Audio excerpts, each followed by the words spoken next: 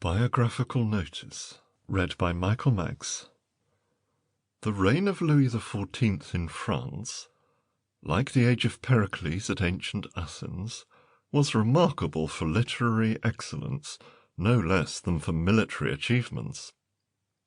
In dramatic poetry, the names of Corneille, Molière, and Racine are not unworthy of comparison with those of Sophocles, Aristophanes, and Euripides. Like Euripides, Racine confined himself almost exclusively to tragedy.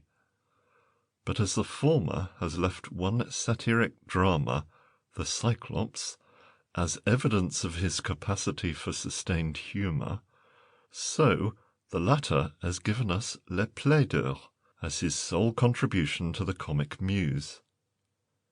In their distinguishing characteristics as authors, the two poets have points of resemblance.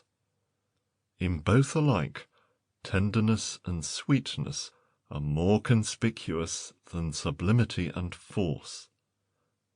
In each writer there is a curiosa felicitas of language that confers the stamp of originality upon the style rather than on the thoughts, which would often appear tame and commonplace if expressed in less fittingly chosen terms.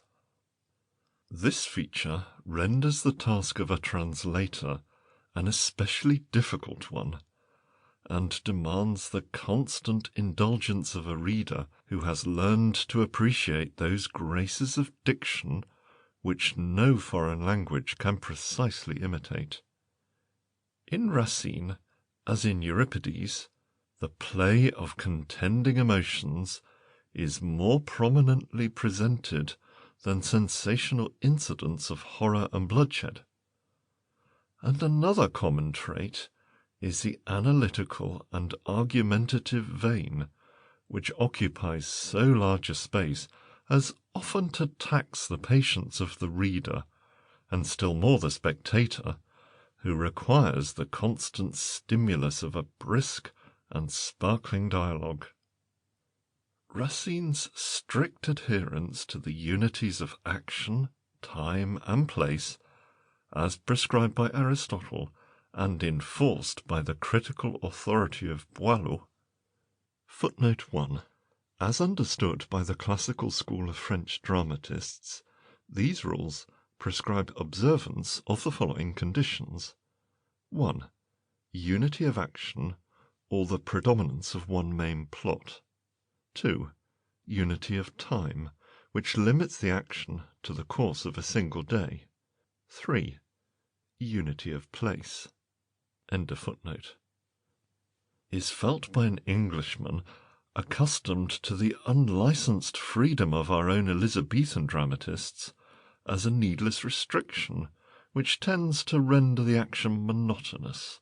But this, if it is to be regarded as a defect, is one from which the French stage has been slow to emancipate itself, and the genius of Racine was of such a kind as to conform itself to such shackles con amore, far more so than that of Corneille or Voltaire.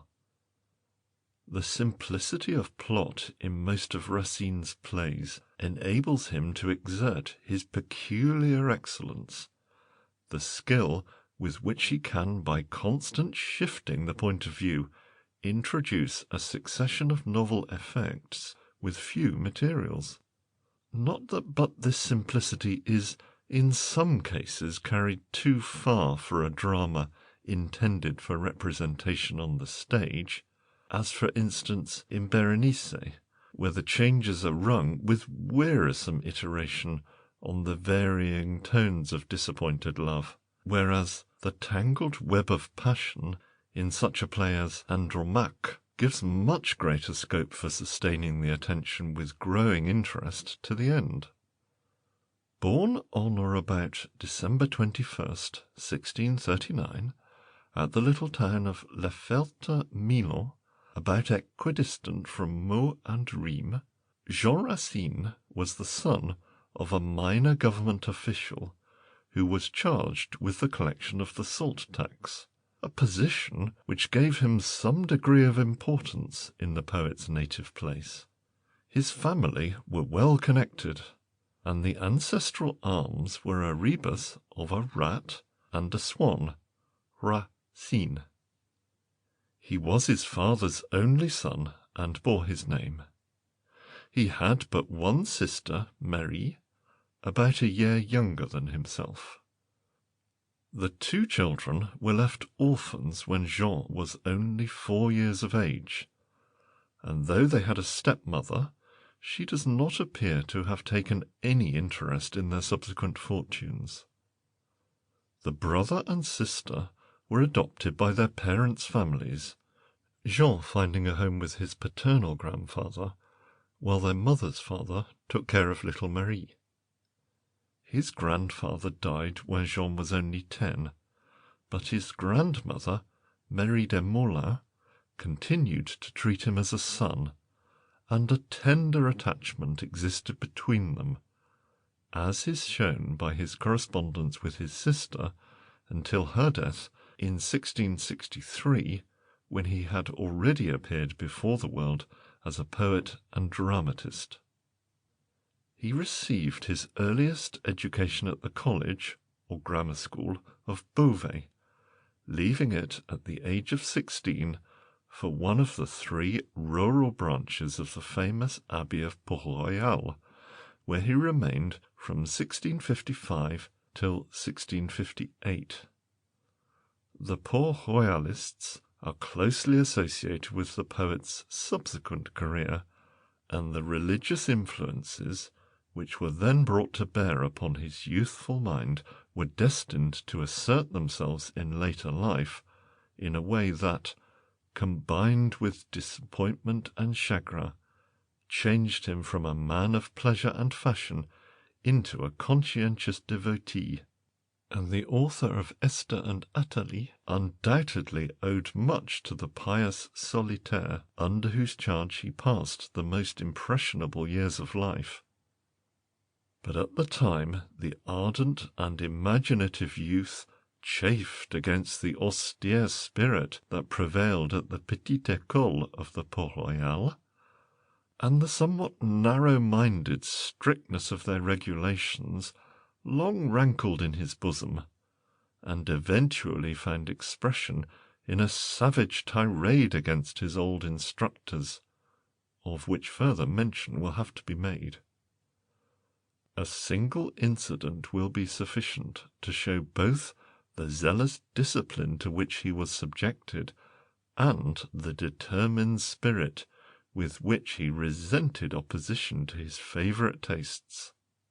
A Greek romance, written in the 4th century of the Christian era by a future bishop of the church, the Eteocles of Heliodorus, having fallen into his hands, he was perusing it with the utmost avidity when one of his masters, Claude Lancelot, snatched the volume from his hands and threw it into the fire. The blameless adventures of Theagenes and Chariclia scarcely deserved such violent treatment, but the worthy man no doubt acted up to his light, and the mere name of a love story was probably quite enough to make him deem it pernicious. Young Racine's curiosity, however, was not to be so easily balked, and he managed to procure another copy. This, too, was confiscated by the zealous Magister Morum, and followed the fate of its predecessor.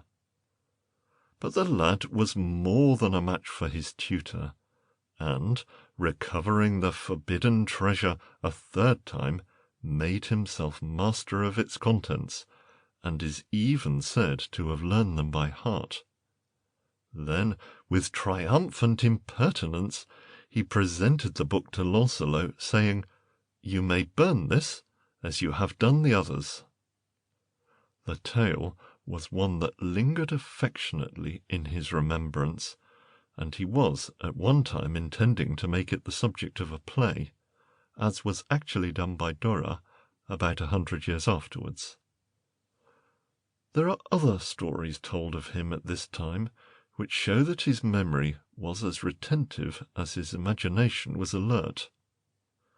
Greek poetry was more to his taste than theological disquisitions, and he gave his good preceptors much anxiety and distress by the zest with which he devoured the Athenian dramatists, as contrasted with his disinclination for pious instruction. Sophocles and Euripides were his favourite authors. He could repeat large portions of their plays, and they were his chosen companions when he wandered through the woods or buried himself in their deepest solitudes.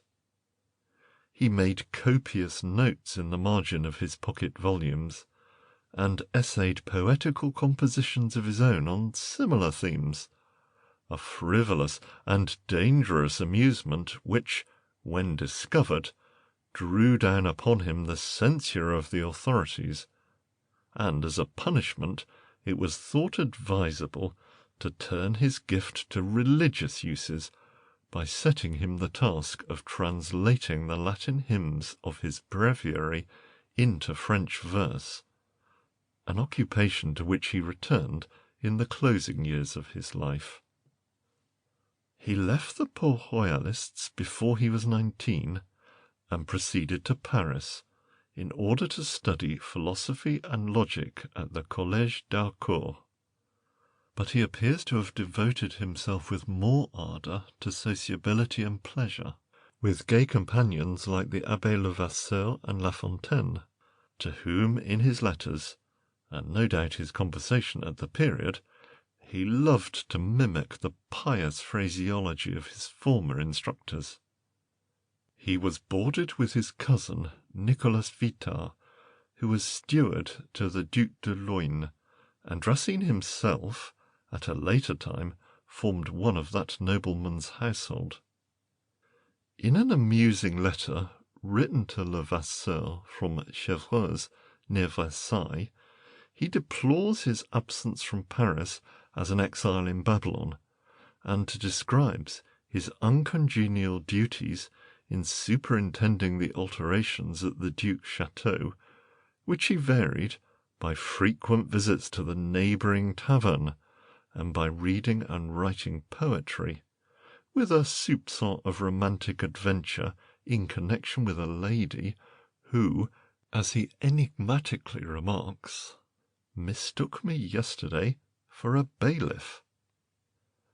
In 1660 he made an unsuccessful attempt to get a play of his put up on the stage, which bore the title of Amasie, and another was at least taken in hand, if not completed. These efforts led him into the society of actors and actresses, and his friends of Palais Royale grew more and more uneasy as to his manner of life. An ode that he wrote about this time in honour of the king's marriage with the Infanta Maria Theresa brought him the substantial reward of 100 louis d'or. He entitled this effusion La Nymphe de la Seine. He had now given up all thoughts of his original destination, the legal profession, but was induced in 1661 to prepare himself for holy orders at Uzès in Languedoc, with his maternal uncle Père Scona, who was willing to resign to him, when qualified, the benefice that he himself held, if there should be none other available. Racine remained at Uzès for a year or more, studying theology, but with his heart still devoted to the Muses, as is shown by his critical remarks upon Pindar and Homer, which he wrote while there. The clerical life was not one to which Racine's temperament, at least at this time, was at all adapted, and it was probably his sense of this incompatibility, as much as the difficulties which presented themselves in obtaining a satisfactory living, that determined his abandonment of a scheme which he had been led to adopt under strong pressure from without. He was indeed instituted prior of Épinay, but this was an office which could be held by a layman, and when it involved him in a lawsuit which threatened to be interminable, he did not care to retain it long after finding his true vocation as a dramatic author. In 1663, Racine was once more in Paris, and made the acquaintance of Molière and Boileau. His friendship with the latter remained unbroken throughout life, but the former's kindness was repaid with a discourteous ingratitude which was unpardonable, and is, unfortunately, not the only instance of this blemish in his character. It was under Molière's friendly auspices that Racine's first published play, La Thébaïde, was put upon the stage. This was at the Palais Royale, Molière's own theatre, and it had a run of 12 nights, and it was revived the next season. It was in the same year, 1664, that Louis XIV's recovery from the measles inspired our courtly poet to celebrate this important event in such flattering verses that he was rewarded with a pension of 600 francs, and he was indebted to the munificence of the court for many refreshers on other occasions. His next play was Alexandre le Grand, which was also brought out by Molière in December 1665, and it was in connection with this arrangement that the rupture between the two had its origin. The sensitive poet seems to have been disgusted by the manner in which it was being acted, for, a fortnight after it had been put on the boards at the Palais Royale, Molière's company learned, with astonishment and indignation, that it was being simultaneously performed at a rival theatre, that of the Hôtel de Bourgogne. The actors at the Palais Royale punished the poet's underhand conduct by mulcting him of his share of the profits and dividing them all among themselves. Another quarrel occurred about this time, which reflects still less upon Racine's sense of generosity and gratitude. His friends of Port-Royal, amongst whom were some of his own kinfolk, regarded his career as a writer of plays, and his intimacy with actors and actresses with alarm and aversion. His aunt, Agnes Racine, who was one of them, wrote him an affectionate letter of sorrowful remonstrance, the only immediate effect of which was a bitter resentment, which soon afterwards found expression in a wholesale invective directed against the principles and practice of the Port-Royalists. His wrath was aggravated by a pamphlet war between his old master, Pierre Nicole, and a certain Desmarets, who had attacked all Jansenists as heretics. Footnote: Cornelius Jansen was a Dutch divine, whose tenets on grace and predestination, as set forth in his great work Augustinus, were condemned by 3 successive popes. The Jansenist doctrines were supported by the Port-Royalists and opposed by the Jesuits in France, the principal champions of the former party being Pascal, Alno, and Nicole. End of footnote. Nicole, in his reply, taunted Desmarets with having formerly written novels and plays, and took occasion to inveigh against all such people as public poisoners. Racine chose to consider himself personally insulted by these strictures, and wrote a couple of violent letters in which he did all he could to expose the Port-Royalists to ridicule and contempt. The publication of the first of these letters widened the breach that already existed between them and their headstrong protégé, but he was induced by the judicious advice of Boileau to forego his intention of sending the second letter also to the press, nor did it see the light of publicity till after the poet's death. He even endeavoured to arrest the sale of the first letter, and long afterwards, at a meeting of the Academy, referred to this incident as the most disgraceful spot in his life, and one that he would give his heart's blood to efface. In 1667, one of his best tragedies, and by many it is reckoned his masterpiece, was acted at the Hôtel de Bourgogne. This was Andromaque, and the part of the heroine was taken by Mademoiselle du Parc, whom Racine persuaded to leave the Palais Royale for the purpose. Its success was immediate, and his reputation established as a formidable rival to Corneille. Nor has the verdict of posterity failed to confirm the judgment of his contemporaries. With the exception of Phèdre, no other of his tragedies has been more represented at Parisian theatres, and the late G.H. Lewis, among English critics, has pronounced the character of Hermione to be the finest creation of Racine's genius. Andromaque was followed in 1668 by his first and last comedy, Le Plaideur, and the popularity of this clever travesty of law and lawyers has, like Cooper's John Gilpin, made the author's name familiar to many who have little or no acquaintance with his more serious work. He had himself some experience of a court of justice.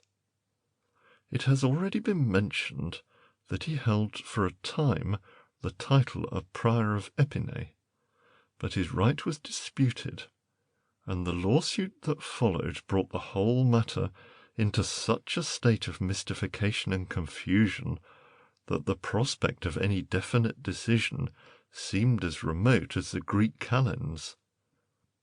No such witty satire had been directed against the gentleman of the long robe since the days of Rabelais, though somehow it failed to make a hit at first, but when Le Grand Monarque deigned to laugh at it, Paris began to see the joke, and laughed too. Racine was now steadily producing new drama almost every year, and between 1664 and 1677 10 of his plays were acted on the Paris boards. He only wrote 2 more after a long interval, and those for a special purpose and in quite another vein. In 1673 he received the Blue Ribbon of Literary Ambition, the honour of admission among the famous 40 of the Académie Française, which had been founded by Richelieu in 1635. 4 years later he was appointed to share with his friend Boileau the distinction of historiographer to the king, to which office there was attached the annual salary of 2,000 crowns. He was thus relieved from the necessity of supporting himself by writing for the stage, and this had probably as much to do with his long silence, which lasted from 1677 to 1689, as the annoyance and disappointment which he felt at the comparative failure of his latest and perhaps best classical tragedy, Phèdre. A plot had been set on foot by the Duchesse de Bouillon and others to damn the play by buying up all the best seats at the theatre of the Hôtel Bourgogne, where Phèdre was to appear, and by starting a rival drama at another house, composed by a bookseller's hack of the name of Pradon, on the very same theme. For the first few nights Racine's play was acted to empty boxes, and though the triumph of his enemies was short-lived, the poet's feelings were so deeply wounded that he renounced all future efforts to court the favour of the fickle public. He had even serious thoughts of forsaking the world altogether and becoming a monk, but was persuaded to adopt what for him at least was no doubt the wiser course, and at the age of 38, 1677, he married Catherine de Romanée, a simple-minded but excellent woman who had a little fortune of her own. As a husband and a father, he had a family of 2 sons and 5 daughters. He gave himself up to a blameless and domestic life, and a complete reconciliation with the solitaire of Palais Royale was cemented by a frank apology for the sarcasms which he had levelled against them 10 years before. Boileau acted as peacemaker on this occasion, as he had endeavoured to do when the rupture took place, and it is amusing to learn how the austere Antoine Arnauld and Pierre Nicole were persuaded to read their old pupil's version of the time-honoured story of Phaedra and Hippolytus, and that the former relented so far as to praise the moral lesson which it taught, though he could not forgive him for trying to improve upon Euripides, and complained, "Why did he make Hippolytus in love?" As the king's historiographers, Boileau and Racine accompanied his victorious troops on several campaigns, but neither of them did more than accumulate materials which were never reduced to any coherent and permanent shape. Like the younger poet, Boileau discontinued all other literary work for many years after his appointment to this office. The regularity of Racine's married life was all that his friends of Palais Royale could desire. He mapped out his hours with methodical precision, giving 1/3 of his day to devotional exercises, another to his professional avocations, and the remainder to his family and friends. Madame de Maintenon, whom Louis XIV had privately married in 1684, took a warm interest in a convent for the education of young ladies, which he had established at Saint-Cyr. Here it was the custom for the girls to recite plays at certain times, chiefly those of Corneille and Racine, and this they had done on one occasion with such evident relish for the tenderer passages, when Andromache had been selected for performance, that it was deemed unsuitable for repetition, and Racine was requested by Madame de Maintenon to write something expressly for her young charges of a more edifying tendency. Boileau advised him to decline the commission as one beneath his powers, but he was unwilling to offend Madame de Maintenon, and he determined to do his best. The fruits of this resolution was the sacred drama of Esther, which was privately performed at the Maison de Saint-Cyr in 1689, and met with much applause. Encouraged by this success, he essayed a higher flight in Athalie, which was acted by the same young performers in 1691, and is justly regarded as the finest specimen of its kind. Neither of these sacred dramas was acted on a public stage till long after Racine's death, which occurred on the 12th of April, 1699. A short history of Palais Royale was his last work, and formed a fitting conclusion to his checkered relations with that celebrated community, for therein he did full justice to the merits to which he had been blinded by passion in the hotter days of his theatrical career, and nobly repaid the debt of gratitude that he owed to those whose pious instructions had so long lain dormant but not dead, as testified by his subsequent conversion and the exalted religious sentiments of his later writings. End of biographical notice.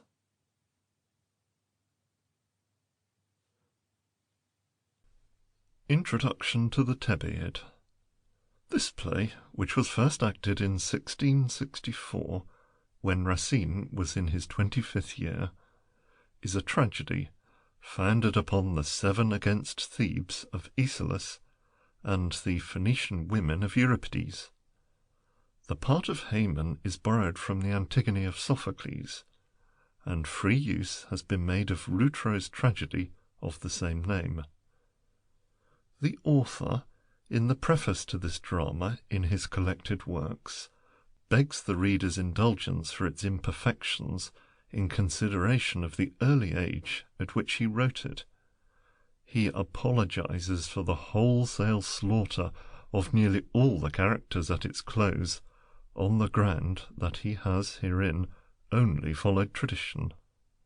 Love occupies but a subsidiary place in the development of the plot, the main theme being the hatred between the sons of Oedipus, as inheritors of the curse pronounced against the latter for the parricide and incest of which he was unwittingly guilty.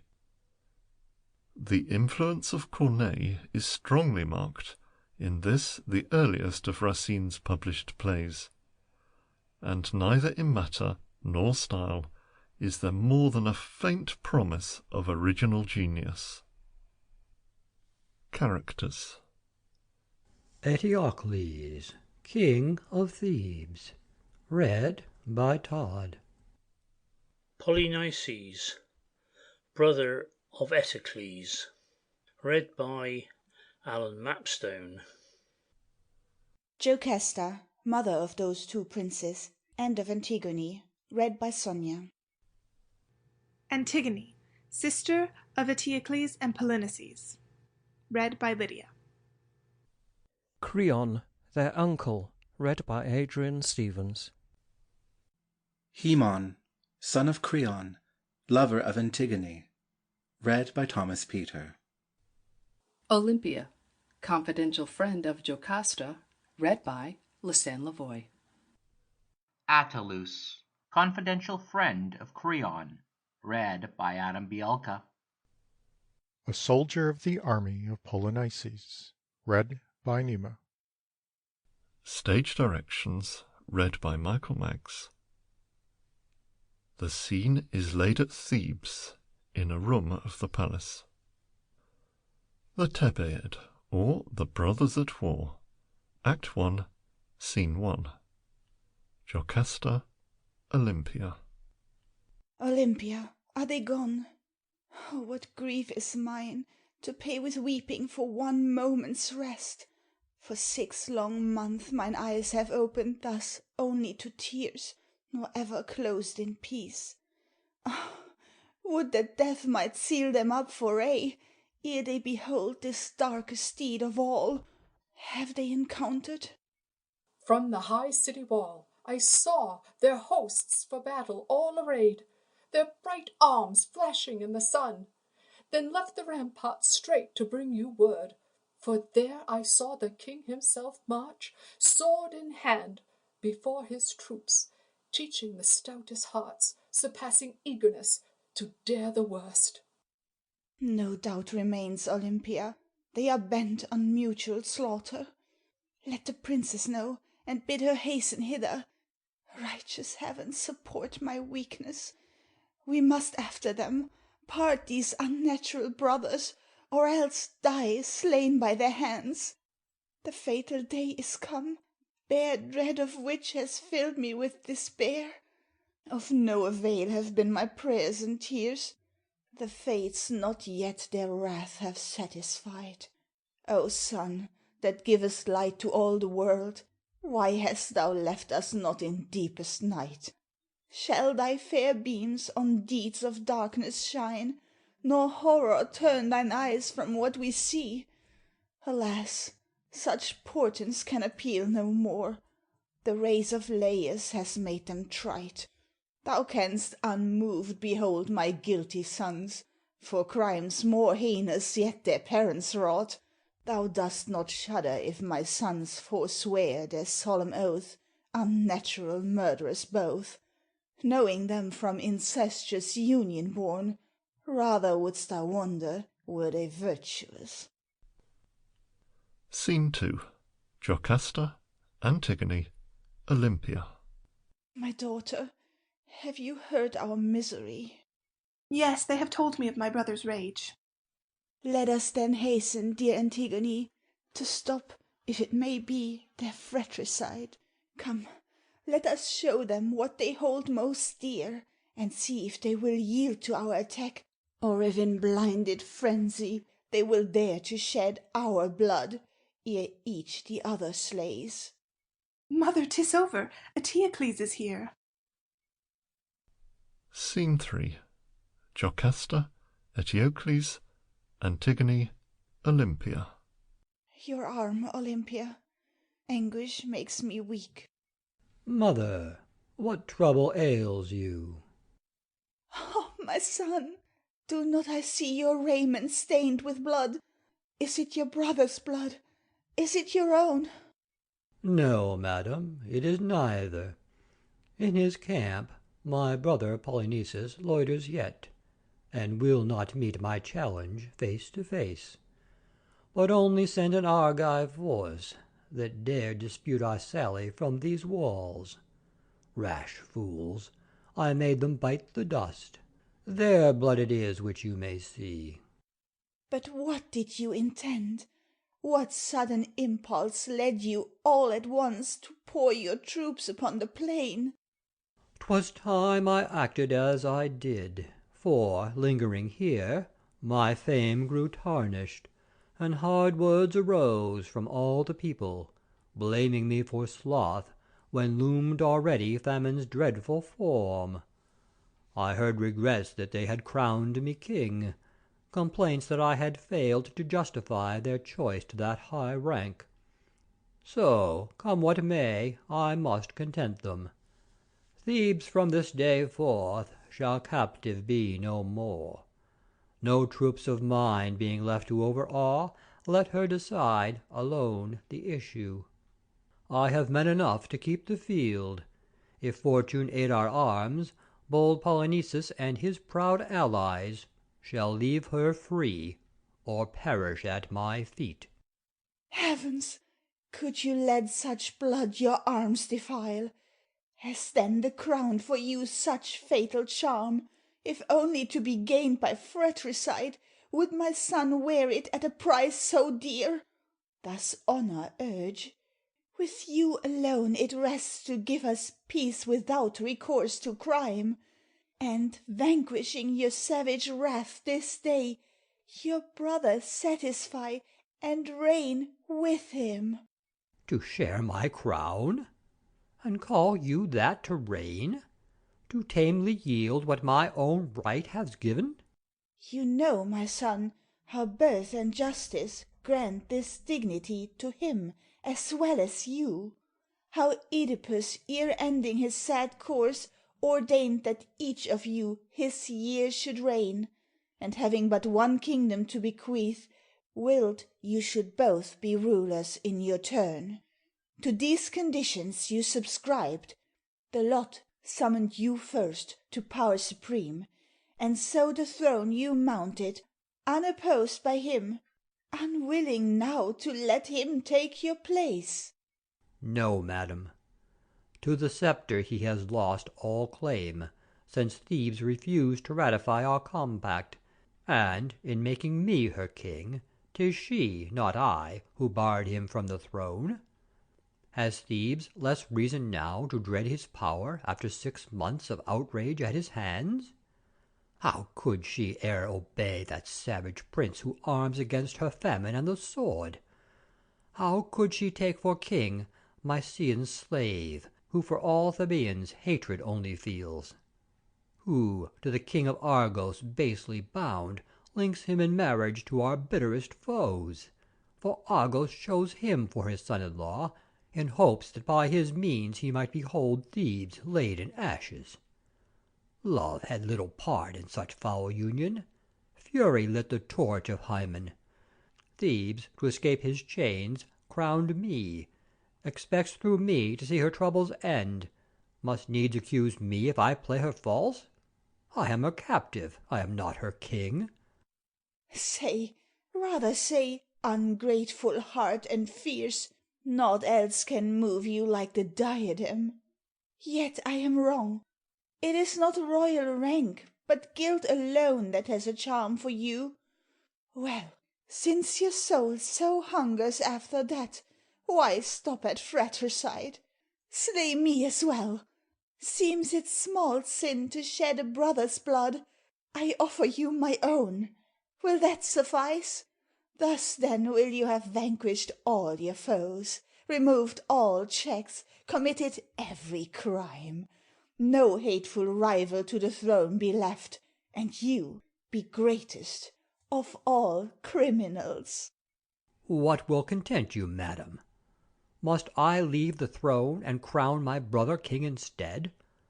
Must I, to further your unjust design, own him as lord who is my subject now, and, to advance you to your height of bliss, yield myself up a prey to his revenge? Must I submit to die? What words are these? Good heavens, how ill you read my secret heart! I do not ask you to resign your sway. Reign still, my son, for such is my desire. But if my many woes can pity stir, if in your breast you keep some love for me, or if your own unblemished fame be dear, then let your brother share that high estate. Only an empty splendor will be his. Your power, enhanced thereby, will sweeter prove. Your subjects all will praise the generous deed, and ever wish to keep a prince so rare. This noble act will not impair your rights, but render you the greatest of all kings, as the most just. Or, if you will not bend to meet a mother's wish, if at such price peace seems impossible, and power alone has charms for you, at least, to give me ease, suspend your arms. Grant to your mother's tears this favour, while I seek your brother's camp. Pity, perchance, may in his soul reside, or I at least may bid my last farewell. This moment let me go, even to his tent, and unattended. This shall be my hope. My heartfelt sighs may move him to relent. Mother, you need not go. Here may you see your son again, if in that interview you find such charms. It rests with him alone to effect a truce. This very hour your wish may be fulfilled. This palace welcome him. I will go further, and that you may know he wrongs me in imputing treachery, and that I play no hateful tyrant's part, let sentence be pronounced by gods and men. If so the people will, to him I yield my place, but let him bow to their decree if it be exile. Yea, I pledge my word, free and unfettered Thebes shall choose her king. Scene 4. Jocasta, Eteocles, Antigone, Creon, Olympia. The sally has alarmed your subjects, sir. Thebes at your fancied loss already weeps, while horror and affright reign everywhere, and people tremble, gazing from the walls. Soon shall their vain alarm be quieted. Madam, I go to join my gallant troops. Meanwhile you may accomplish your desires. Bring Polynices in, and talk of peace. Creon, the queen commands here in my room. Prepare the people to obey her will. Your son Menesius shall be left behind, to take and give her orders. Him I choose, for I repute with all to valour joined, his merits will the timid reassure, and give no handle to the enemy. Command his service, madam. To Creon. Follow me. What, sir? Yes, Creon, I am so resolved. And do you thus resign your sovereign power? Whether I do or not, ne'er vex yourself. Fulfil my bidding, and come after me. Scene 5.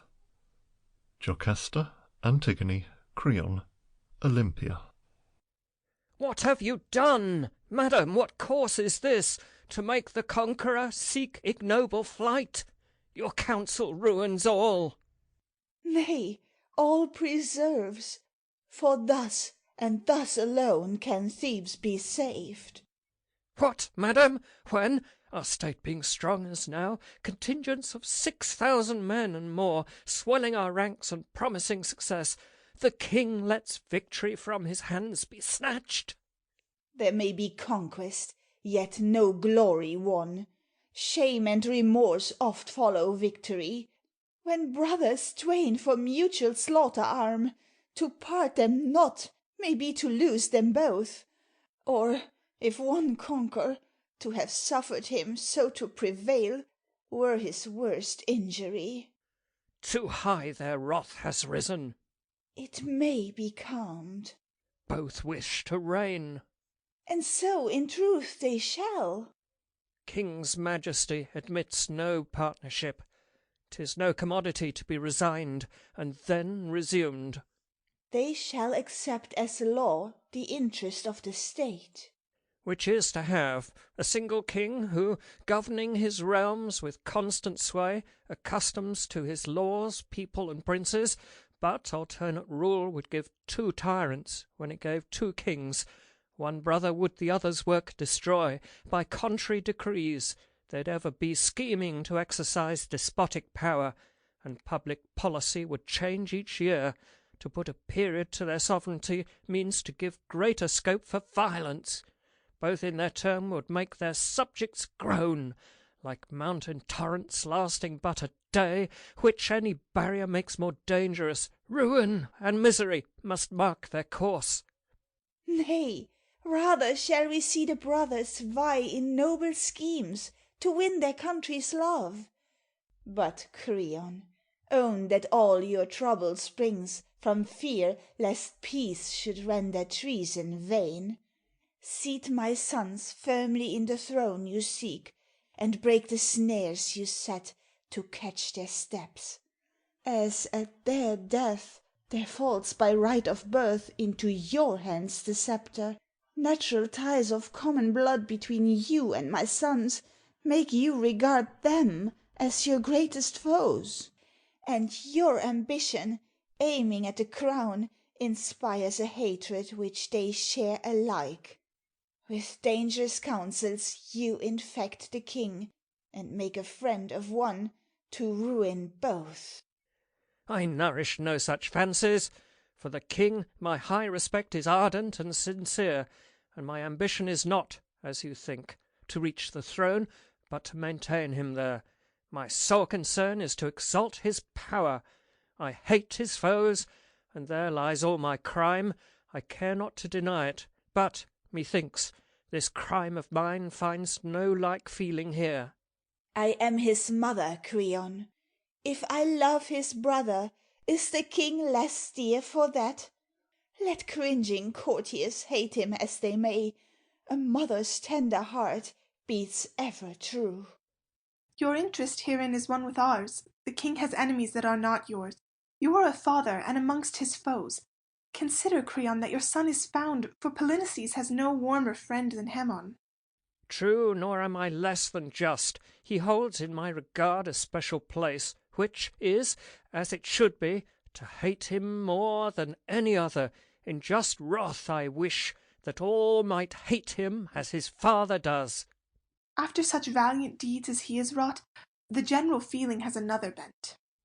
I see it, madam, and I grieve thereat. But know my duty when a son revolts. All these grand exploits that have won him praise excite my just resentment. For disgrace is ever constant to the rebel's side. His bravest actions bring his greatest guilt.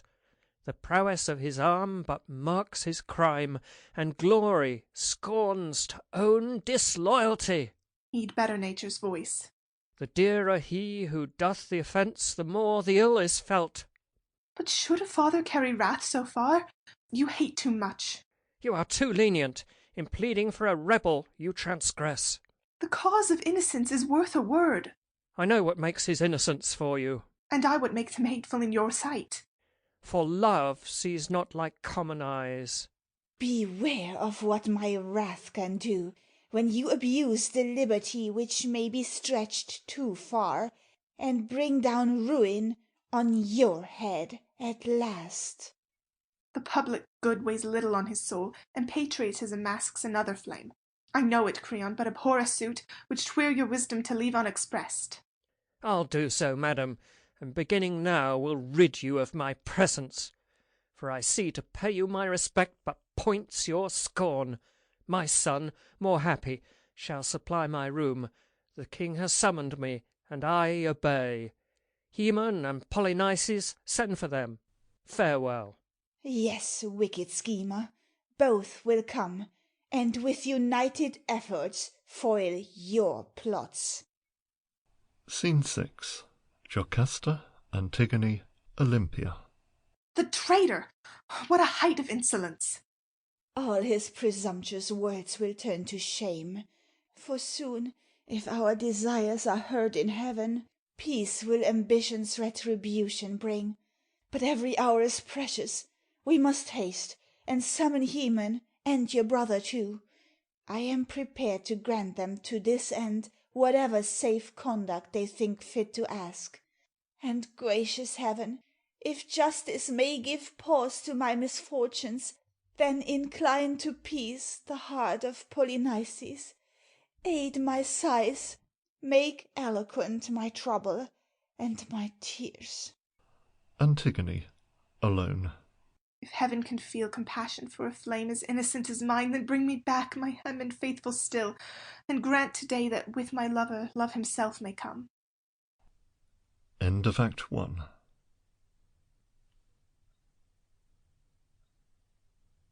Act 2, Scene 1. Antigone, Haemon. What? Would you rob me of the face I love so soon, when I have suffered a whole year of absence? Have you called me to your side to snatch away again so sweet a prize? Shall I so soon then cast a brother off, and let my mother seek the gods alone? Ought I to shape my duty to your wish, think but of love and care for peace no more? No duty bids thee thwart my happiness. They can consult the oracle full well without us. Let me rather at your eyes question my heart's divinity, what fate is mine. Should I be overbold to ask if their accustomed sweetness welcome still the thought of my affection, nor resent my ardour? Can they pity where they wound? While cruel absence dragged its weary course, say, have you wished me to be faithful still? Thought you how death was threatening far from you, a lover who should die but at your knees? Ah, when such beauty penetrates the soul, when the heart dares to lift its hopes to you, how sweet to worship charms divinely fair! What torture when they vanish out of sight! Each moment's separation seemed an age, and I had long since closed my sad career. Had I not trusted, till I might return, that absence would to you be proof of love, and my obedience in your memory dwelled to bleed for me while banished from your face, and that each thought of me would make you think how great must be the love that thus obeys. Yes, I knew well that such a faithful soul would find the pain of absence hard to bear, and if I may my secret thoughts reveal, the wish would sometimes come that you might feel some shade of bitterness to make the days parted from me seem longer than before. But blame me not, for mine own heart was full of sorrow, and but wished that you might share its load, grown yet more heavy since the war brought your invading forces on this land. Ah, with what anguish did I then behold my dearest on opposing sides arrayed! With countless pangs my heart was torn to see loved ones without our walls, loved ones within. At each assault 1,000 terrors clashed in conflict, and 1,000 deaths I died. 'Tis pitiful indeed. But have I done aught but as you yourself directed me? In following Polynices I obeyed your wish, nay more, your absolute command. A friend's devoted heart I pledged him then, quitted my country, left my father's side, thereby incurring his indignant wrath, and worst of all, banished myself from you. I bear it all in mind. Haemon is right. In serving Polynices me you served. Dear was he then to me, and dear today. All that was done for him was done for me. We loved each other from our tenderest years, and o'er his heart I held unrivalled sway. To please him was my chief delight, to share his sorrows was the sister's privilege. Oh, that such a power to move him still were mine! Then would he love the peace for which I yearn, our common woe would be so lulled to rest, and I should see him, nor would you from me be parted. He abhors this dreadful war. Yea, I have seen him sigh with grief and rage that he has been compelled to make his way through bloodshed to regain his father's throne. Hope that the gods, touched by our miseries, will soon the rift between the brothers heal. May heaven restore affection to their hearts, and in their sister's breast keep love alight. That latter task indeed, doubt it not, were easier far than to appease their rage. Well do I know them both, and am assured their hearts, dear Heaven, are more hard than mine. But sometimes heaven works marvels past belief. Scene 2.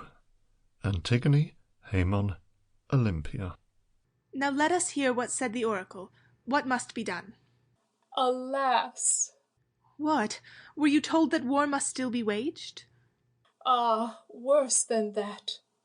What woe is this the angry powers portend? Prince, hear the answer for yourself, then judge. Ye Thebans, thus doth fate ordain, that if ye would from war be freed, the last hope of the royal seed, with blood outpoured your land must stain. How has this offspring of a hapless race deserved such condemnation, O ye gods? Was not my father's death vengeance enough, that wrath must follow all our family? Lady, this sentence is not aimed at you, for virtue shelters you from punishment. The gods can read your innocence of heart. Though innocence affords no trusty shield, yet 'tis not for myself I fear their stroke. The guilt of Oedipus will slay his child, waiting without a murmur for her death. But if I must my ground of dread disclose, it is for you, dear Heaven, that I fear. From that unhappy stock like us you spring. I see too plainly that the wrath of heaven this baleful honour will to you extend, as unto us, and make our princes wish their birth had been from lowest of the low. Can I regret a destiny so grand, or shrink from meeting such a noble death? To be descended from the blood of kings is glorious, e'en if we must lose that blood soon as received. If any sin is ours, should heaven for that take vengeance upon you? The father and the children might suffice, without more distant quest for guiltless blood. The offence we inherit 'tis for us to expiate. Then slay us, heavenly powers, but spare the rest. My sire, dear Heaven, brings your utter ruin now, and I, perchance, yet more than he. Punishment falls on you and on your house, because my father sinned, and you have loved his daughter, which has wrought more harm than incest than parricide. My love, say you? Is that a fatal crime? Can it be wrong to love celestial charms? And since my passion meets such sweet response, how can it e'er deserve the wrath of heaven? My sighs concern you and your heart alone. For you it is to judge if they offend. As to your potent sentence they appeal, shall they be blamable or innocent? Let heaven decree my ruin if it will, still shall the cause of that fate be dear. Proud shall I be to die, because I claim kinship with royalty, and happier still to die your subject. In this common wreck, why should I wish to live a life forlorn? The gods would all in vain my death delay, their mercy would be foiled by my despair. But after all, perchance our fears are vain. Patience! Lo, Polynices and the queen. Scene 3. Jocasta, Polynices, Antigone, Haemon. Cease to oppose me, in the name of heaven. Plainly I see peace is impossible. I hoped the eternal justice of the gods might against tyranny declare itself, and, weary of the sight of so much blood, might grant to each of us his proper rank. But since they back injustice openly, and side with guilt, I can no longer hope, when heaven itself favours unrighteousness, that a rebellious people may be just. Shall then a shameless rabble judge my cause, whose base self-interest, though remote from his, inspires the zeal that serves my enemy? The multitude admit not reason's sway.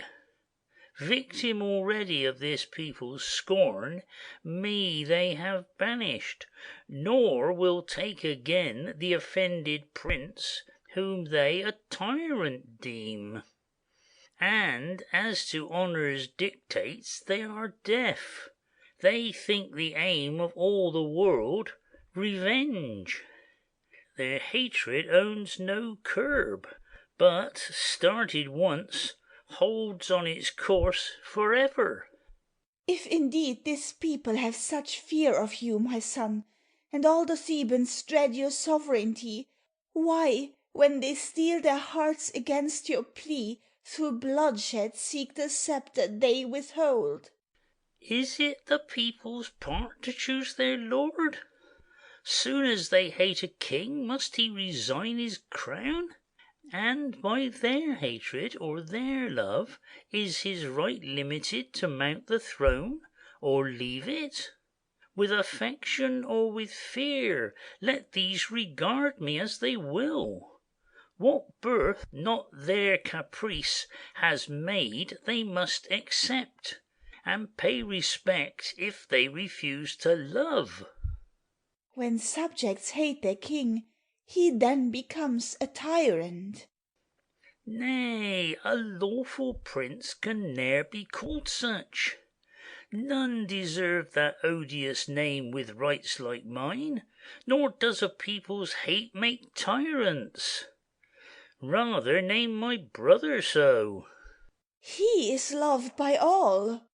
A tyrant is they love, who by 100 tricks of meanness tries to keep the footing he has gained by force, who learns from pride lessons of humbleness, his brother's tyrant, but his people's slave. To keep the sceptre to himself he bends submissive, and to make me hated courts contempt. Not without cause do they prefer a traitor, for the people love a slave, and fear to have a master. To consult their whims were treason done to royalty. Has discord then for you such matchless charms, already weary of the armistice? After such troubles, shall we never cease, you to shed blood, and I to weep in vain? Will you grant nothing to a mother's tears? Daughter, restrain your brother if you can. Erst was your love the only check he owned. Ah, if his soul is deaf to pity's voice, for your sake, can his former love for me, estranged by absence, leave me room for hope? Scarce in his memory have I still a place. He knows no pleasure but in shedding blood. No longer may we trust to find him the gallant prince who shuddered at the thought of crime, whose generous soul with kindness teemed, honoured his mother and his sister loved.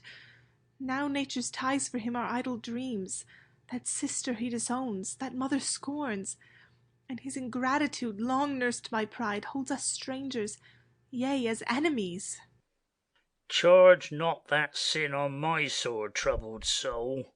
Say rather, sister, you yourself are changed. Say, the unjust usurper of my rights has robbed me of a sister's tenderness. The same as ever, I forget you not. Hard heart, is this to love as I love you? To rest unmoved by all my painful sighs? To doom me still to sorrows manifold? Sister, is this to love your brother, then? To urge entreaties justice must refuse? To wish to wrest the sceptre from my hand? Ye gods, then Eteocles himself is kind. A tyrant wrongs me, yet you favour him unfairly. Nay, I hold your interest dear. Think not these eyes are false that weep for you. My tears conspire not with your enemies. That peace for which I yearn would be to me torture should Polynices lose thereby a throne. The only favour that I seek is for a longer space to look on you, my brother. Suffer me to see your face a few brief days, and give me time to find some means that may restore you to the rank which you inherit, without loss of blood so precious. Can you now refuse this grant, this little favour to a sister's tears, a mother's sighs? What have you yet to fear? Why wish so soon to leave us? All this day, is it not all included in the truce? Must it be ended ere 'tis well begun? See how your brother, laying down his arms, permits our meeting. Is your will more stern? Yes, brother, his compassion passes yours. His mother's tears can move him, and our grief to-day has forced him to disarm his wrath. You call him cruel. You are worse than he. My lord, no danger presses. You may well let their entreaties even yet prevail. Grant to their earnest wish this day, ungrudged, perchance they may devise some happy scheme to heal the quarrel. Nor let Eteocles have power to say that, were it not for you, peace might have been. Thus will you satisfy a mother and a sister, yea, your own honour. What brings this man with looks perturbed? Scene 4. Jocasta, Polynices, Antigone, Haemon, a soldier. Soldier to Polynices. My lord, the truce is broken, and the fight rages once more. Creon attacks your host. The Thebans, at their king's command, renounce their oath, and scarce can brave Hippomedon, filling your place, withstand the general charge. He ordered me to tell you so, my lord. The traitors! Come, my Haemon, we must go. To the Queen. Madam, you see how well he keeps his word. Straight will I meet his challenge and attack, since he will have it so. My son, my son! He hears me not. Cries are as vain as tears. Go, dear Antigone, with winged feet beg Haemon to do all he can to part your ruthless brothers. Strength fails my limbs, too weak to move. One task remains, to die. End of Act 2.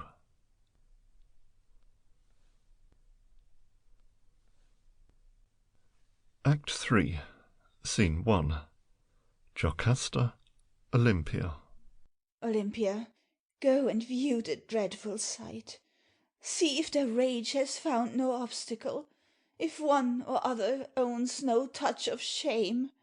They say Mnestheus is gone to urge the claims of peace.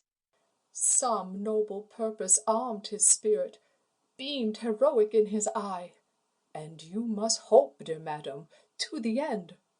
Go, look, Olympia, and then bring me word of all you see.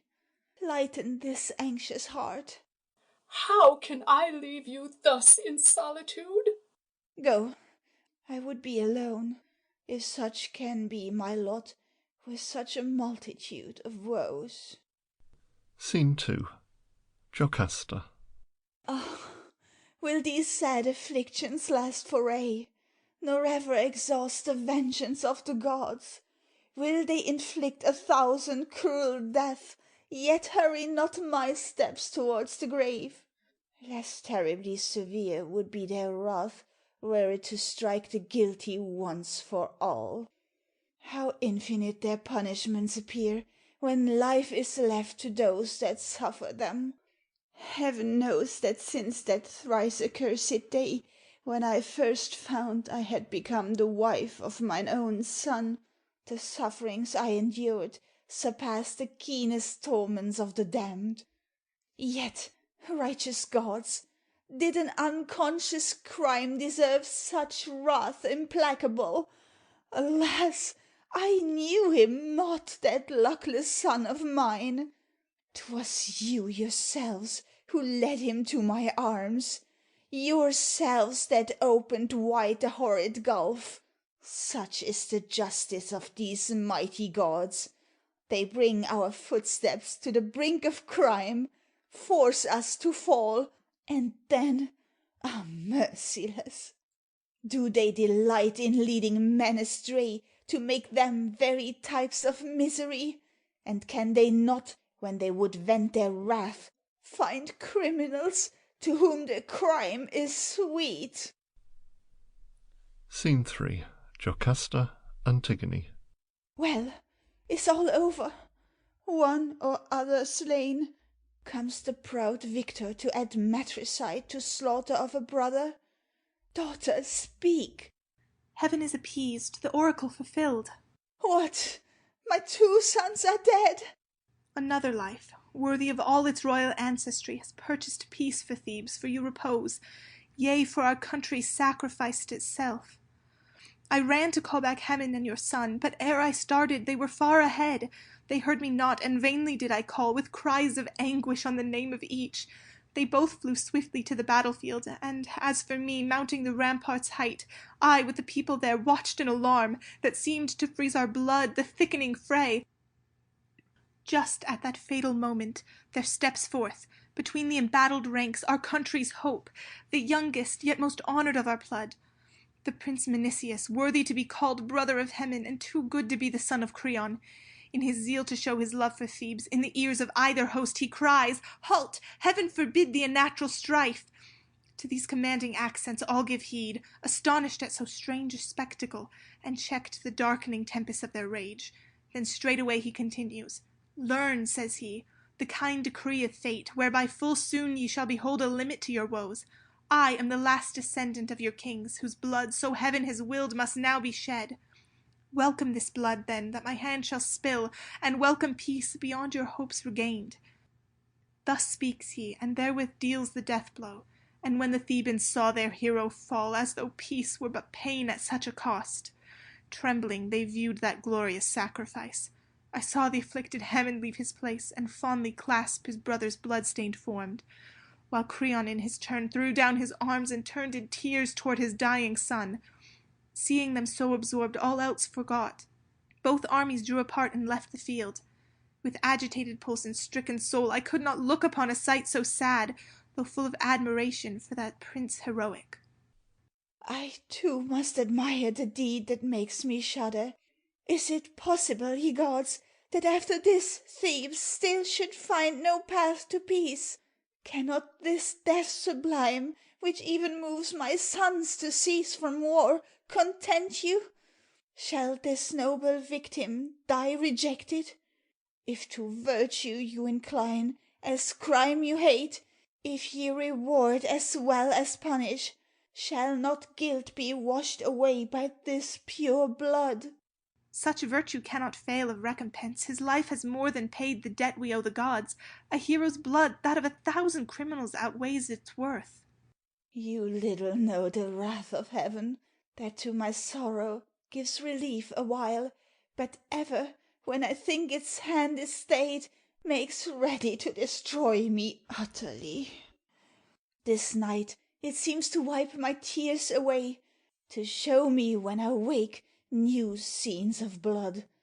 The hopes of peace with which it flatters me, a cruel oracle for aye forbids. It brings my son, and bids me look on him, but ah, how dearly purchased is that joy! My son is deaf to all my earnest prayers, leaves me in sudden haste, and takes the field. Thus ever cruel burns the wrath of Heaven. It only mocks us when it seems appeased, and grows more fierce. It interrupts its blows to make them fall the heavier, and withdraws its arm to crush me. Let us hope all good from this last wonder. Can I, while my sons remain unreconciled? The younger heeds naught but his rights. The other only hears the people's voice, and Creon's, whose base greed robs all his son's devotion of its fruit. That gallant prince to save us dies in vain. His father harms us more than he can help, that faithless sire of 2 young heroes. Ah, my mother, see he comes, and with the king. Scene 4. Jocasta, Eteocles, Antigone, Creon. 'Tis thus, my son, then, that kings keep their word? Madam, this fray was not begun by me, but by some soldiers, Argives and our own, who, having quarrelled with each other, drew their comrades on to help them, till at length a mere dispute into a battle turned. A bloody one it doubtless would have been, and settled once for all our rival claims, had not Menœtius by his noble end held back the arms of all the combatants. That prince, last offspring of our royal race, transported with a patriotic love, the faithful answer of the gods took home, and gave himself to death right willingly. Oh, if Menœtius loved his country so that life's sweet charm paled in comparison, cannot that self-same love at least avail to check the fierce ambition of my son? His grand example bids you follow him, but not to die, nor even cease to reign. You may by slight concession yet do more than all his blood outpoured on our behalf. Cease but to hate your brother, nothing else, and you will bless us better than that death of self-devotion. Is it harder, say, to love a brother than, despising life, to rush into death's arms? Easier for him to shed his blood than you to cherish yours? His virtue I admire no less than you, and even envy such a glorious death. Yet must I tell you, madam, 'tis a task more difficult to quit a throne than life. Glory full oft makes us in love with death, but few kings deem it glorious to obey. The gods required his life, nor could the prince without disgrace refuse the sacrifice. But as from him our country claimed his blood, so doth she bid me keep my throne and reign. And there, until she oust me, must I stay. Let her but speak, and straight will I submit. Yea, Thebes shall see me, to appease her fate, lay down the sceptre, and my life as well. My son is dead, nor do the gods require another victim. Let no blood of yours mingle with his. To give us peace he died. Live you to grant it to our just desires. What, even Creon on the side of peace? For having loved too long this barbarous war, you see how heaven has whelmed me in despair. My son is dead. And he must be avenged. On whom should I take vengeance for this stroke of misery? Your foes are those of Thebes. Avenge her and yourself. Among her foes I find your brother and my elder son. How can I spill the blood that you and I partake? And one son lost, take my revenge upon the other. 'Twould be sacrilege to slay your brother, and to slay my son would outrage nature. Shall I stain my hand with blood so sacred, or with blood so dear? Can a good father by such cruel aid relieve his heart? 'Twere ruin, not revenge. One thought alone is like a healing balm. My sorrows may at least your sceptre serve. I shall have comfort if the son I mourn brings by his death assured repose to Thebes. Peace heaven has promised to Menœtius' blood.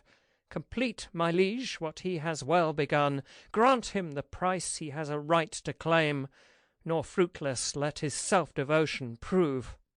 Since you are led to feel for our distress, Menœtius' blood may work more wonders yet. After this miracle, let Thebes take heart that which has altered you will change her lot. Henceforth is peace no longer desperate. Nay, 'tis assured if Creon wills it so. Soon will those iron hearts in pity melt. My sons may well submit to power that bends the mind of Creon. To Eteocles. Let this change in him move you, my son, to lay your arms aside, and banish savage hatred from your breast. Give comfort to a mother, and console Creon. Restore to both of us a son. To grant your wish would turn me from a king into a subject.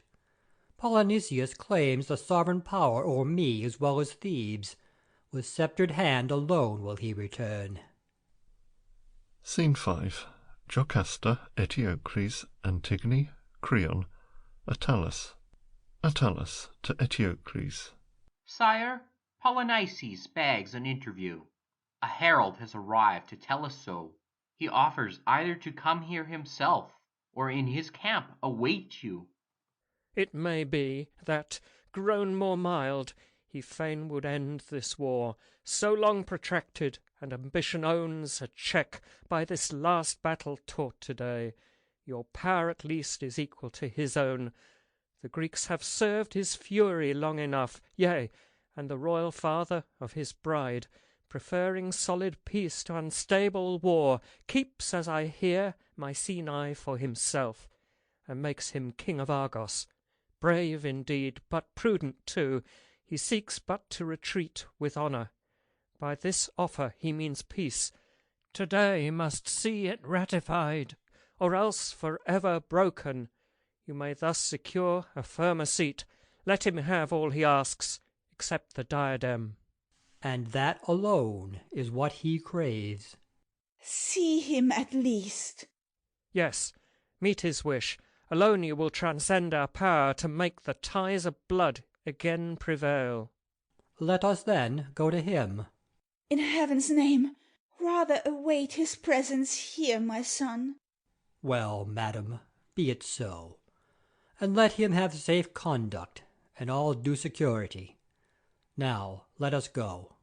If peace this day return to Thebes, to Creon we shall owe the boon. Scene 6. Creon, Attalus. 'Tis not the weal of Thebes that touches you, proud princess, and your soul untamable, that seems to flatter where it scorns so long. Thinks less of peace than of my son's return, but we shall see ere long if her disdain will hold the throne as cheap as Creon's heart. Soon we shall see, when heaven has made me king, whether the son's luck will eclipse the sire's. Who would not marvel at a change so rare? Creon himself declaring now for peace? You think that peace, then, is the goal I seek? It needs no musing to think that, my lord. And seeing, as I do, your eager zeal, much I admire the generous resolve which makes you bury hatred in the tomb. Menoetius, dying, did no nobler deed. For he who can resentment sacrifice for patriotism would not spare his life. Ha! Doubtless, he who can constrain his will to love his foe may make a friend of death. But why should I forego my dear revenge, and undertake my enemy's defence? 'Twas Polynices really slew my son. Should I become his abject advocate? And were I e'en to crush this deadly hate, could I the better cease to love the crown? Nay, you shall see me with unshaken zeal alike abhor my foes and long for power. The throne is ever my most cherished hope. I blush to be a subject where my sires were kings. I burn to reach the same high rank. This is the object I have had in view since I could see. Now, for 2 years and more, each step has brought me nearer to my goal. The fury of my nephews I have fed. 'Tis my ambition makes me foster theirs. 'Twas I who first made Eteocles refuse to let his brother reign, therein unjust, but strong through my support, lent for a while, to dispossess him later, and myself place on the throne. For if so keen for war, why do you snatch the weapons from their hands? Since their dissension is what you desire, how comes it that they meet by your advice? The war has proved more fatal to myself than to my foes. The gods are too unkind. The plan I formed is made to work my woe. 'Tis mine own hand they use to stab my heart. Soon as the war was kindled, chastisement began for me, when Haemon left my side for Polynices. I it was who fanned the brothers' enmity, and found a foe in my own son. The broken truce to-day was due to me. 'Twas I who roused the strife that led to bloodshed, till the desperate deed of my Menocus cut the chain I wove. Still I have left a son who still I love, a rebel though he be, and rival too. Him would I save when I destroy my foes. To lose them both would be too dear a price. Besides, the princes hate each other so. Be sure they never will consent to peace. Well know I how to make the venom work, till they would rather die than be at one. Brief may be enmity with other foes, but when the bonds of nature have been snapped, nothing can reunite the sundered hearts, which ties of love so strong have failed to hold. When brothers hate, their hatred knows no bounds, but absence cools their wrath. For when a foe, one whom we most detest, is out of sight, resentment loses half its bitterness. Be not surprised then I would have them meet. I wish their eyes to reinforce their rage, that they with hatred cherished, not expelled, may feel their false embraces stifle them.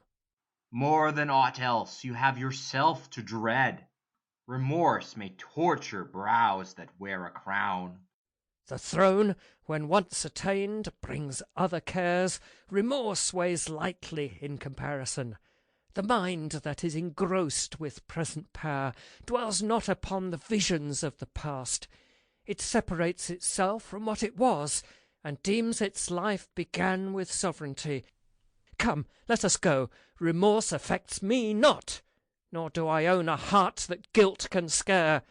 All the first steps to crime some effort cost, but easy those that follow, Attalus. End of Act 3.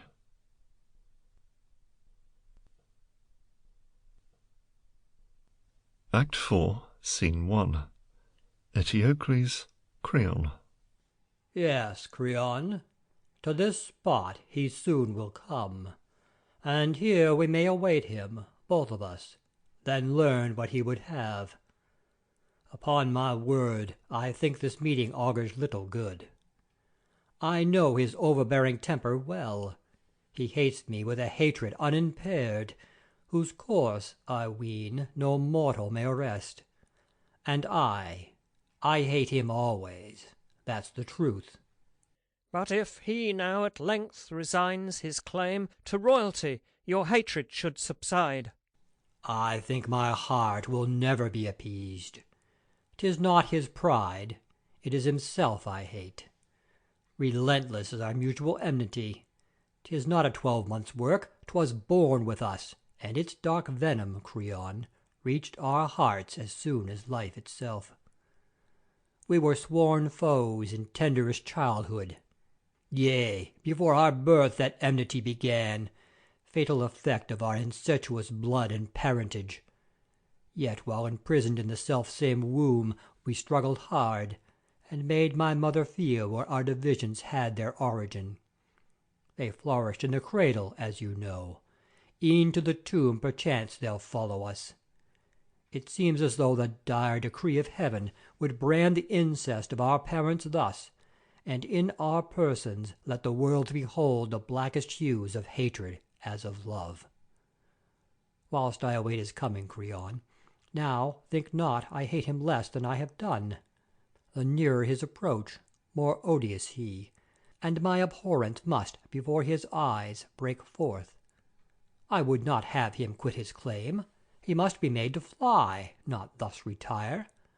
I will have no half measures for my hate. I dread his friendship more than all his wrath. To give my animosity full scope, I'll have his rage at least sanction my own, and, since my heart cannot betray itself to hate him freely, I would have him show hatred for me. His rage is still the same, as you will see. Still covets he the crown, still curses me for keeping him wherefrom. More easy he to be subdued than won. Subdue him, then, my lord, if he remains stubborn, however arrogant he be. He's not invincible, and, when his heart is deaf to reason, prove what can be done by your resistless sword. Though I love peace, I will be the first to take up arms again.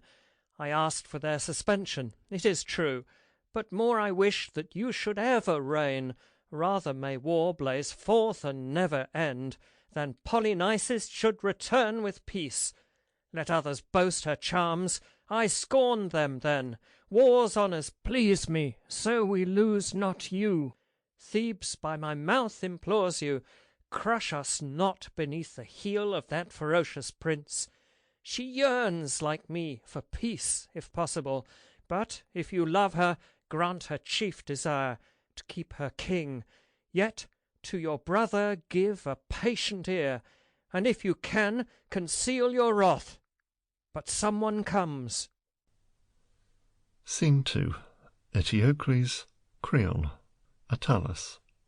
Are they at hand? Will they come, Attalus? Yeah, sire, they're here. And meeting first the princess and the queen, to the next chamber will proceed anon. Well, let them enter. Waiting which approach, my wrath grows hot. How we do hate a foe when he is near us. Ah, he comes. Aside. Fulfill my efforts, Fortune, madden both with rage. Scene 3. Jocasta, Eteocles, Polynices, Antigone, Haemon, Creon. Thus are my wishes crowned with glad success, since heaven has brought you both together here. After 2 years of absence, each beholds once more a brother, in this palace where your days began. And I, beyond my hopes made happy, may embrace you both at once. Henceforth, my sons, dwell thus in unity, owning the bonds of brotherhood, and trace each in the other's countenance his own. But to judge better, take a nearer view. Heed the strong tie that kindred blood proclaims. Come, Eteocles and Polynices, come, approach each other. What, you both draw back? Why this cold greeting? Why these darkening frowns? Is it that each with mind irresolute waits till his brother makes the first advance, deeming it generous to be last to yield? So both refuse to offer an embrace? What strange ambition this, that but to crime aspires, confounding honour with revenge? This shameful strife should make the victor blush. The noblest will be first to own defeat. Which has the greater courage? Show me now by being first to triumph over rage. What? Neither stirs? Let Polynices give a friendly greeting. Coming from afar, you should begin. Embrace your brother now, and show him— Madam, little boots it thus to mask the truth. Such greetings are misplaced. Let him explain, speak, and resolve my doubts. What? Have I yet to make my wishes known? Surely the past has made them manifest. Has not the blood in many a conflict shed declared sufficiently my claim to reign? These self-same battles, and that blood, outpoured so oft upon the crimson-mantled earth, have told full plainly that the throne is mine, and while I live cannot to you belong. You hold your seat unjustly, as you know. Wrong suits me well, so I but banish you. Though you refuse to leave it, yet therefrom you'll be perchance thrown down. And if I fall, 'tis like you'll share my ruin. To find blasted such budding hopes! Was it for this I urged so oft this fatal interview, inflaming discord? Is this then to treat of terms of peace? Drive out your deadly thoughts, and in the name of heaven forget your wrath. Is it your mother arms your hands anew. Here you are met, not on the bloody field, but in your home, my sons, where you were born. At each familiar sight subdue your rage, nor let your common birthplace lack respect. All that is here speaks but of peace and love. These princes and your sister blame your strife, nor least myself, who ever have for you suffered and toiled, and would to quell your feud give up. They turn their heads and heed me not. Alas for stubborn hearts as hard as stone! The voice of nature meets no echo there. To Polynices. And you, whom I supposed of milder mood? I only claim what has been promised me, for he is perjured if he reigns alone. Untempered justice oft is injury. I cannot contradict your right to rule, but you upset the throne you fain would mount. Are you not weary of this frightful war? Would you lay waste this land without remorse, and to obtain the kingdom ruin it? Is it then over the dead you wish to reign? Thebes has good cause to dread that prince's sway, who floods her fair domains with streams of blood.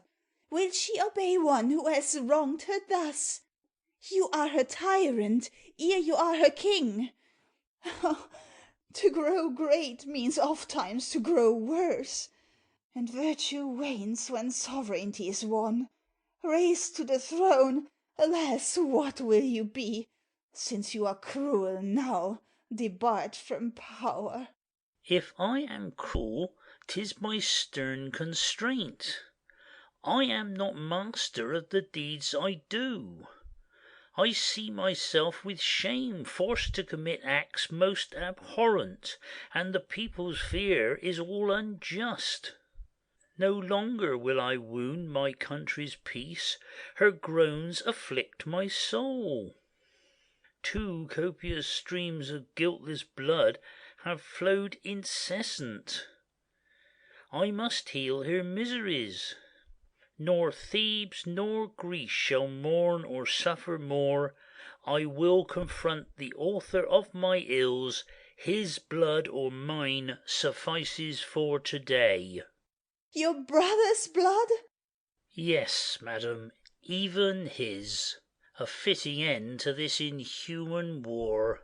Such is the errand which has brought me here, to challenge you myself. Nor did I dare to speak of it to others than to you, for any other would have blamed the thought, and no one here have been my deputy. So I am mine own herald. 'Tis for you to prove that you can keep what you have seized. Show yourself worthy of a prize so fair. Your challenge I accept, and that with joy. Creon knows well it was my own desire. It gave me less delight to accept the throne. You show that you deserve the diadem which at the point of this my sword I beg to offer. Hasten then, and pierce this heart. With me commence your cruel enterprise. Forget that it was I who gave you birth. Remember only that your brother drew his life from me. And if you seek his blood, in my unhappy bosom find its source. I am the common enemy of both, being the mother of your hated foe, who never but for me had seen the light. If he must die, shall I not die as well? Nay, doubt it not, for I will share his death. You must include us both, or neither slay. Perfect your clemency or cruelty, and take my life, or spare your enemy.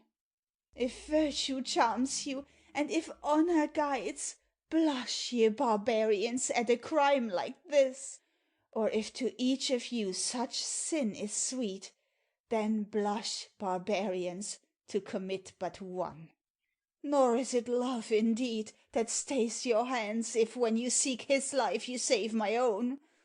Your cruelty would grudge forsooth to spare me too, if I one moment stood between the throne and you. Is this the way to treat a mother? I would spare my country. Ay, and kill your brother? Nay, but punish guilt. His blood will make you guiltier far than he. Must then this hand of mine a traitor crown? And must I service seek at foreign courts, quit my ancestral realms a vagabond, and pay submission to the laws he scorns? Shall I become the victim of his greed? What? Is the crown the heritage of a crime? Has he not set at naught each right he owes? And while I am an exile, he is king. But what if Argos grants you too a crown? Am I to seek elsewhere what right of birth bestows? And, craving his alliance, bring nothing myself, but owe to his good will all future rank? Banished from mine own throne, and suing humbly to a foreign prince? No, no, I cannot cringe to pay him court. To whom I owe my life will I too owe my sceptre. From the father of your bride, or from your own, you may accept the gift as one of equal price. They differ much. One makes me king, the other but a slave. What? Shall my greatness be a woman's work? Thereat my soul might blush with shame. Shall then I owe my sceptre to my love, and only as a bridegroom reign as king? Nay, my own right shall raise me to the throne, or I'll renounce it. With unborrowed power let mine be sole command, hated perchance, yet well obeyed, if not from love, from fear. In fine, I will be master of my fate, and scorn to wear a crown that is not mine. My birth entitles me to reign, or else I wish no succour but my own right arm. Do more, my son. Hold fast this bold resolve, and let your arm alone your fortune win. Disdain the steps that other sovereigns tread, and let your own hands carve the way that leads to greatness. Crown yourself with famous deeds, and be your diadem the victor's base. Conquer and reign. Let martial glory add new lustre to the purple that kings wear. What! Can my son's ambition be content to wield a sceptre each alternate year? Let that brave heart, which nothing can subdue, seek for some throne which you may mount alone. Thousands there are, mid which your sword may choose, but stain not this one with a brother's blood. Your triumphs then will bring your mother joy, and even your rival aid your victories. Would you that I, flattered with these vain dreams, leave a usurper on my father's throne? If you indeed wish him such grievous ill, raise him yourself to this ill-omened throne, so plunge him in a deep abyss of woe. For baleful lightnings and the curse of crime beset it. Yea, your father and his sires, soon as they mounted, saw themselves cast down. What though I meet the thunderbolts of heaven, rather mount there than crawl upon the ground. My heart is envious of such misery, eager to rise, even if to fall with them. Nay, I will spare you such a fruitless fate. Your ruin, trust me, shall precede my own. My son, the people love his rule. To me 'tis hateful. They support him. And the gods back me. Not so. 'Tis they forbid your quest, since they have given to me this sceptre first.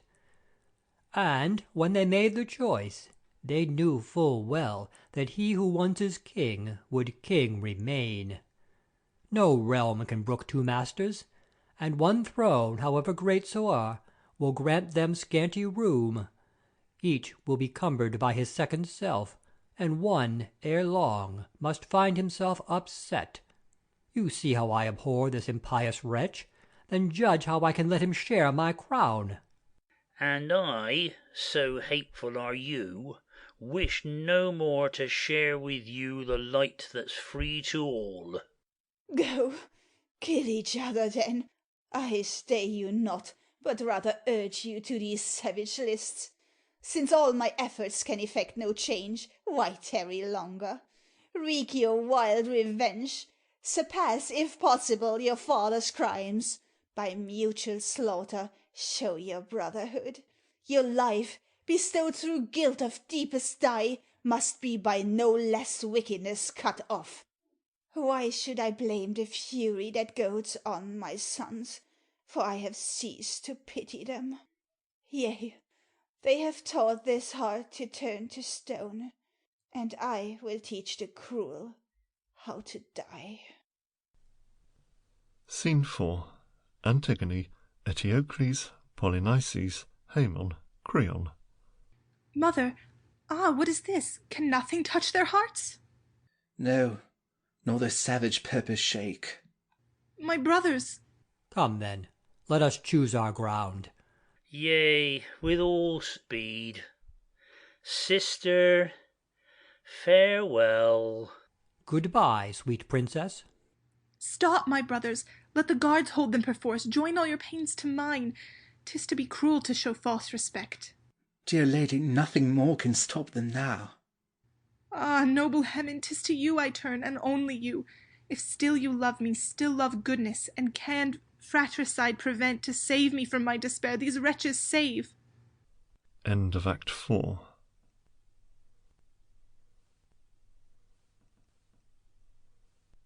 Act 5, Scene 1. Antigone. What wilt thou do, unfortunate princess, now that these arms have clasped a mother dead? Canst thou not follow where her feet have led, and end with life this burden of distress? Wilt thou reserve thyself for future woe? Full soon the fatal issue shalt thou know, of those fell arms thy brothers wield in fight. Their fierce example whets the knife for thee, while thou art shedding tears in piteous plight. They shed each other's blood with savage glee. What limit is there to my woes but death? Ah, whither else can a grief like mine repair? Life or the grave! A mother calls me there, a lover here would keep my vital breath. In the dark underworld for me she waits. Love interdicts what reason best dictates. For death I cease to long. What motives bid me die this very hour? Yet ties to life how strong, when love exerts his power. Yes, love forbids my soul to wing her flight. The victor's voice is one I know full well. Though hope is dead, no more with me to dwell, thou livest, and would have me to share this light. Thou sayest that I shall draw thee to my grave, that if I love thee still, I ought to save life's torch alight for thee. Heaven, thou seest how thou my heart canst move. Though death seems sweet to me, I live for thee, and love. If e'er thou doubtest of my faithful flame, but faithful tidings, lo, Olympia brings. Scene 2. Antigone, Olympia. Well, dear Olympia, have you seen this crime? Hastening in vain, I came when all was o'er. Down from our ramparts saw the people run, some weeping, others calling out to arms. And in a word to tell what caused their fear, the king is dead, his brother's sword has won. Of Haemon too they tell, how with stout heart long he endeavoured to hold back their rage, but all his efforts failed to win success. Such was the drift of many a vague report. Yes, I am sure that Haemon's generous heart ever abhorred such signal wickedness. Oft I implored him to prevent this crime, and know he would have done if he could. But their fury would not brook control, eager to quench its fire in streams of blood. Now, savage princes, ye are satisfied, for death alone could peace between you bring. Ye thought the throne too strait to hold you both, no distance that could part you seemed enough, and wished that heaven, to make your quarrel cease, might leave one living and the other dead. Worthy of pity, both a hapless pair, yet ye are less unhappy than myself, as being all unconscious of those ills that fell upon you, while I feel them all. But your misfortunes were more hard to bear, had Polynices been the prey of death. He was the object that engrossed your care. The welfare of the king touched you far less. 'Tis true, I loved him with a love sincere, more fondly than his brother. Why was this? What gave him the warm wishes of my heart? He was both blameless and unfortunate. But that generous spirit lives no more. 'Tis crime that sets the crown upon his head.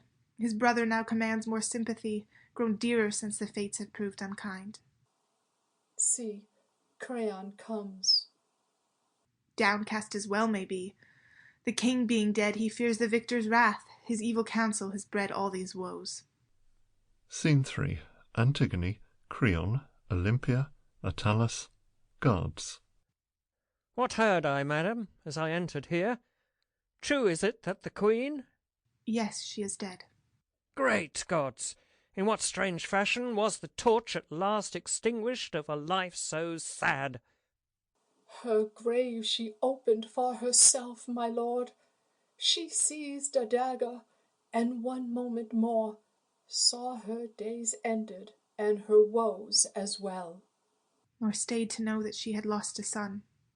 Ah, madam, 'tis too true, the angry gods. Charge with my brother's death yourself alone, nor for your deeds accuse the wrath of heaven.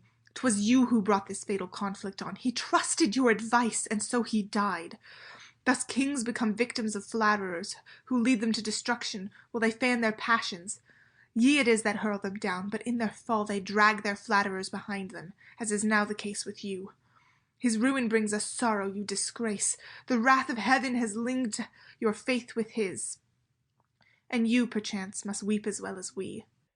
Too true, alas, for cruel destiny makes you lament 2 brothers, me 2 sons. 2 brothers and 2 sons? What mean your words? Did Eteocles then perish not alone? What? Have you yet to hear this tale of blood? I know of Polynices' victory, how heaven's efforts made to part them failed. That duel had result more terrible. My losses and your own you know not yet, but now shall learn them both. Woe worth the day! Stern destiny, accomplish thy revenge. Oh, surely this must be thy final stroke. Madam, you saw with what impetuous rage the princes went to take each other's life, how forth they rushed with equal ardour fired, and hearts that ne'er agreed so well before, each thirsting, panting for the other's blood. Their hatred bound them closer than their birth, and seemed to reconcile their enmity. When eager most to slay, appearing friends, first did they choose their ground whereon to fight, near either camp and underneath the wall. 'Twas there, recovering their fatal wrath, the horrid conflict they at last began. With threatening gestures and an eye of flame, they sought a passage through each other's breast. Then, quick as lightning, fell their furious strokes, till both seemed fain to outstrip the feet of death. My son, who sighed with sorrow in his soul, bearing in mind your orders, fair princess, between them ran, despising for your sake their strict commands that kept us all aloof. He pushed them back, and praying held their arms, exposing to their frenzy his own life, so he might part them, but he strove in vain. For ever they renewed their close attack, but still with heart undaunted he persists, and turns aside 1,000 rattling blows, till the king's weapon, with 2 cruel thrust, if aimed at him or not I cannot tell, stretches my son, expiring at his feet. And me my sorrow leaves Anne yet alive. I ran to raise and take him in my arms. He knew his father's voice, and whispered low, For my dear mistress I meet death with joy. Your anxious love hastes to my help in vain. These madmen more than I your succour need. Part them, my father, and leave me to die." Thus speaking, he expired. The piteous sight checked not the darkening tempest of their wrath, and only Polynices seemed to feel compassion's touch. "Wait, Haemon," he exclaimed, "and you shall be avenged." Grief gave his rage new strength, and soon to his advantage turned the tide of battle. Wounded in the side, the king fell vanquished, weltering in his blood. Transported with their feelings, either host resigned itself to sorrow or to joy, and Thebes, alarmed at her disastrous loss, gazed from her ramparts with expectant fears. Then Polynices felt triumphant pride, viewing his dying victim with delight, and seemed as 'twere to drink his brother's blood. "The grave," quoth he, "is yours, and mine the throne. See in my hands the sceptre and the palm. Go to the world below, there blush with shame at my success. To vex your dying hour yet more, think, traitor, that you die my slave." He spake, and with a gesture of disdain, approaching where the king lay in the dust, stretched forth his arm to take the other's sword. The king, though seeming dead, his steps had watched, biding his time, and his indignant soul was, as it were, arrested in its flight by that grand passion for revenge which still flattered his hopes, and his last sigh delayed. The struggling spark of life, too well concealed, ensnared his conqueror to a fatal doom. For at the instant when that savage brother essayed to wrest his weapon from his hand, he pierced his rival's heart, and his glad soul with this its final effort left the world. From stricken Polynices rose a cry of anguish, and his angry soul forth fled to Hades. But dark wrath upon his brow was branded, though it wore death's pallid hue, as threatening, one would say, his brother still, more grim than ever, and more terrible. Fatal ambition blinded by the gods, clear sequel of a cruel oracle. Alone of royal blood we two are left, and would to heaven that life was only yours, and that despair, more speedy than its wrath, had made my mother's death pollute my own. 'Tis true, the flaming fury of the gods seems to have spent itself in dealing forth destruction on our house. Their wrath has whelmed my soul, no less than it has tortured you. They've robbed me of my sons. And given a throne, a worthy recompense for Haemon's loss. But prithee let me mourn in solitude, nor seek the course of sadness to restrain, as well might all my sorrows pass to you. Far sweeter entertainment will you find elsewhere. The throne awaits you, and the voice of Thebes invites. Taste the fresh draught of power. Farewell. Our feelings are in ill accord. I fain would weep, and you would reign a king. Creon, stopping Antigone. Ah, madam, be a queen and mount the throne, for this high rank belongs to none but you. Much rather, Creon, would I have you there. The crown is yours. I lay it at your feet. I would refuse it if the gods themselves should offer it, and dare you present the crown to me? Its glory in my eyes grows pale before the honour I should feel in homage to your beauty. Well I know myself unworthy, but if I may claim such high distinction, if illustrious deeds may merit it, what must I do? As I shall teach you. What indeed to win such grace would be too much, but issue your commands, and I am ready. Antigone, going away. We shall see. Creon, following her. I wait your bidding here. Antigone, going away. Remain. Scene 4. Creon, Attalus, guards. Say, is her wrath assuaged? Think you to bend her will? 'Tis done, dear Attalus. No fortune equals mine. You shall behold me this happy day, ambition throned, and love supremely blessed. I asked of heaven the sceptre and her hand, and graciously the gods have granted both. to crown my head, and give my flame success. Hatred no less than love they arm today, kindling two passions, which, though contrary, aid me alike in her a tenderness which overcomes her late severity, and in her brother's wrath implacable, opening the way to sovereignty for me. As to her heart, all smiles propitiously, and were you not a father, happiness would be complete. Love and ambition find full scope, but nature needs must mourn the loss of two such sons. yes, it distresses me. I know what from a father's heart is due, and such was mine. But I was born to reign, and less I lose than what I think I win. The name of Father Attalus is trite, a gift that heaven bestows on almost all, a happiness so common I can slight. Compared with what will make all envious, a throne is not a boon of which the gods are prodigal. It parts us from the herd of mortals. Few are honoured with a dower so precious. Earth has fewer kings than heaven has gods. Besides, you know how Haemon loved the princess, and his passion was returned.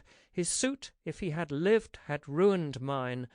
The gods bereave me of a son, but thus they rid me of a rival. Speak of joy, and not of sorrow. Leave my raptures free from sad remembrance of the shades of death.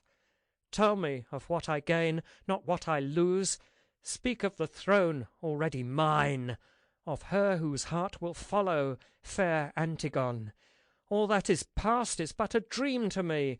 So late a father and a subject, now a bridegroom and a king. So sweet a change that. But Olympia comes. Ah, and in tears. Scene 5. Creon, Olympia, Attalus, guards. Whom wait you, sire? The princess is no more. No more, Olympia? Vain is all regret. She had but reached the chamber next to this, when ere I could perceive her fell design, boldly she plunged into her beauteous breast the self-same dagger which had slain the queen.